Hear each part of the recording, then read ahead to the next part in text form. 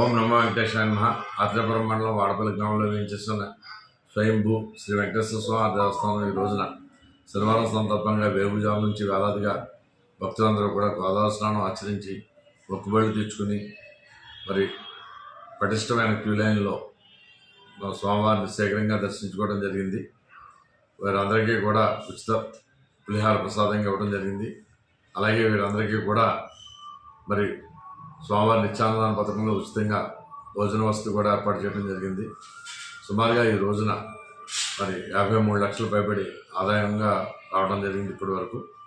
అలాగే పసిపిల్లలకి బిస్కెట్లు, పాలు, పెద్దలకి మంచినీళ్ళు, మజ్జిగ చలవేంద్రంగా ఇవ్వడం జరిగింది.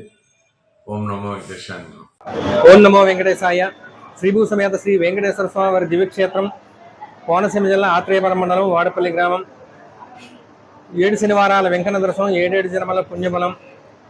ఈరోజు శనివారం కావడం చేత భక్త మహాశలందరూ కూడా 7 శనివారాల నోములు ఆచరించేటువంటి భక్తులందరూ కూడా తెల్లవారుజాము నుంచి సుప్రభాత సేవ మొదలగు కార్యక్రమాల్లో పాల్గొని సాయంత్రం వరకు కూడా స్వామివారిని దర్శించుకోవడం జరుగుతుంది.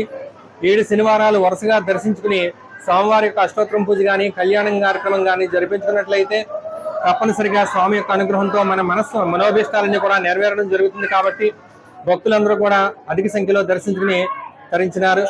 అదేవిధంగా అందరూ కూడా స్వామివారిని దర్శించి తరించవలసిందిగా కోరుతున్నాం.